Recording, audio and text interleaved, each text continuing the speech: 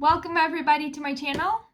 Today is the 2nd of March, and that means that I'm going to start to read and run. Sorry I didn't start yesterday on the 1st of March, like the first day of spring, but in my defense I did walk a lot and I had a lot of homework, so, you know. In this video, I wanted to show you my list of books that I plan to read in this coming like month, because I'm not quite sure that I want to spoil all the cards all at once. So here we go.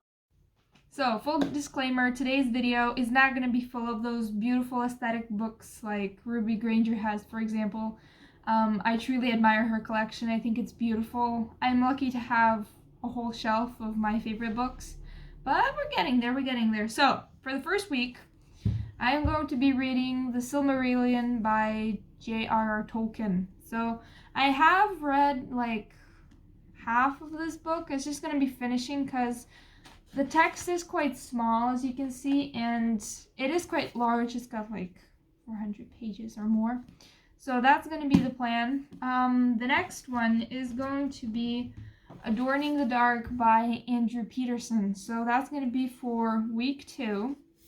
And what I especially like about this book is the fact that he actually brings like the musicians' lives and everything. He actually brings them more down to earth. Like, he actually showed me that we're all people, we all struggle, and personally, up to a point, I thought that it was only me who had like problems with procrastination and everything, and that I couldn't get myself to do something that's like 5 minutes long. But he showed me that actually we're all like that, and it's in winning those battles, I guess, that we get a bit stronger, and rather than fighting those battles.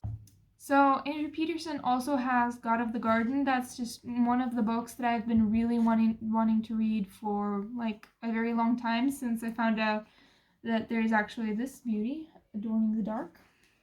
So it's called God of the Garden, but unfortunately I can't get it due to shipping at the current moment. So we'll just have to get on with week 3. So I'm going to be reading Hind's Feet on High Places.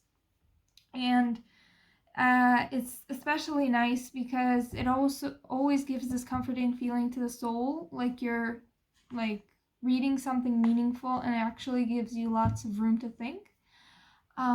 There's also a second part, I believe it's called Mountains of Love or something, but it's also amazing, and I hope that if I finish Hind's Feet in like 2 or 3 days, because it's not very long, but it's nice, then I'm probably gonna read the sequel as well.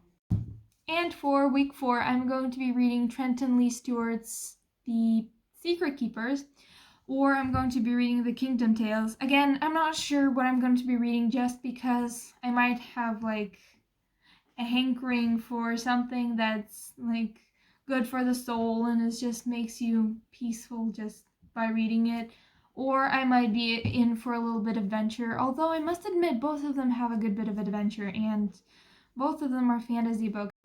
And for week 4, I'm going to be reading Trenton Lee Stewart's The Secret Keepers, or I'm going to be reading The Kingdom Tales. Again, I'm not sure what I'm going to be reading, just because I might have like a hankering for something that's like good for the soul and it just makes you peaceful just by reading it, or I might be in for a little bit of adventure, although I must admit both of them have a good bit of adventure and both of them are fantasy books. So I thought it would be a good idea for all of March and a big chunk of April to be dedicated to children's literature, adventure and fantasy mostly.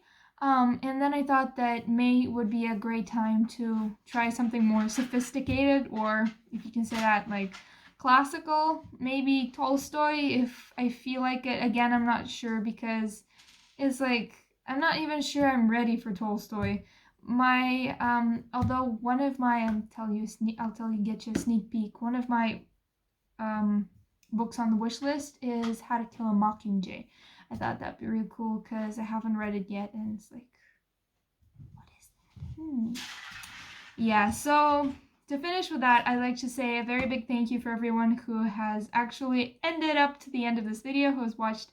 I would like you to please like this video and subscribe It helps me out a lot, and I really appreciate it, and I'll see you next time. Bye!